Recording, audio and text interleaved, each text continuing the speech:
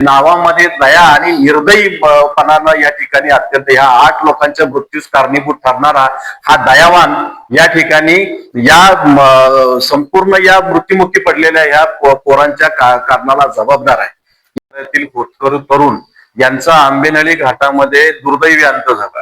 ह्याच्यामध्ये हे अटीच्या अटी तरुण छत्रपती शिवाजी महाराज महामानव डॉक्टर बाबासाहेब आंबेडकर यांच्या विचाराने हे प्रेरित झालेले तरुण होते आणि संपूर्णच या साताऱ्यावर शोककळा पसरली होती। तुम्ही आम्ही सर्वजण या ठिकाणी या त्यांच्या दुःखामध्ये आपण सर्वजण सामील होतो आणि या दुःखद घटनेची माहिती काढत असताना आमच्या निदर्शनास एक गोष्ट आली की एनपी इन्फ्रा नावाची जी कंपनी होती त्यांच्याकडे गेल्या 2.5 वर्षापूर्वी पोलादपूर ते सुरूर या रस्त्याचं वर्क ऑर्डर झाली होती। खरं तर काम करत असताना या आंबेनळी घाटाचा इतिहास जर बघितला तर अनेक अपघात या आंबेनळी घाटामध्ये झालेले आहेत। पाठीमाग 42 लोक घेऊन जाणारी बस त्या ठिकाणी कोसळली होती। त्याच ठिकाणी 32 जण मृत्युमुखी पडली होती। त्याच ठिकाणी वाईमधलं एक दाम्पत्य या ठिकाणी या दरीमध्ये कोसळून मेलं होतं आणि हीच ज्यावेळेस 8 लोक वाहून नेणारी जी स्कॉर्पिओ या दरीमध्ये गेली होती त्या दरीमध्ये ते स्कॉर्पिओ काढण्यासाठी रेस्क्यू टीम गेली होती। त्या टीमला डीएल पासिंग नावाची वेरणा गाडी सापडली होती। म्हणजे असे किती अपघात त्या ठिकाणी होत आहेत की त्या अपघाताची माहिती सुद्धा या पोलिसांना होत नाही आणि अशा या ठिकाणी अत्यंत संवेदनशील रस्त्यावर त्या ठिकाणी सुरक्षा कठडे नव्हते म्हणून हे अपघात झालेले आहेत। खरं तर ज्या कंपनीला काम मिळतं त्या कंपनीचं कामच असतंय की ज्या ठिकाणी अशा पद्धतीनं जे अपघाताचे जे पॉइंट आहेत त्या ठिकाणी सुरक्षा कठडे सुरुवातीला बांधून गेले।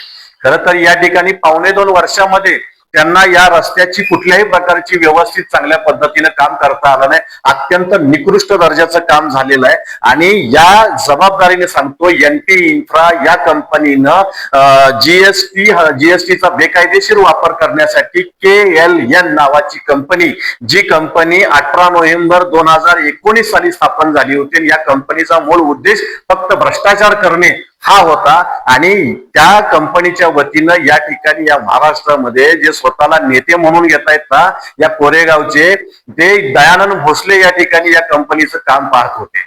म्हणजे नावामध्ये दया आणि निर्दयीपणानं या ठिकाणी अत्यंत ह्या 8 लोकांच्या मृत्यूस कारणीभूत ठरणारा हा दयावान या ठिकाणी या संपूर्ण या मृत्युमुखी पडलेल्या ह्या पोरांच्या कारणाला जबाबदार आहे।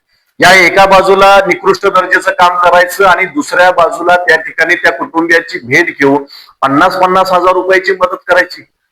म्हणजे या कॉन्ट्रॅक्टच्या माध्यमातून 34 कोटीची दलाली, मी जबाबदारीने सांगतो 34 कोटी रुपयाची दलाली या कोरेगाव एकांबे गटातल्या 50 वेगवेगळ्या खात्यांवर पैसे आलेले आहेत।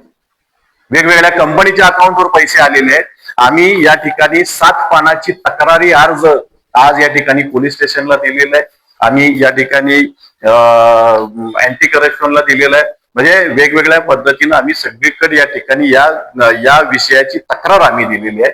आमचा प्रशासनावर अगदी मजबूत विश्वास आहे।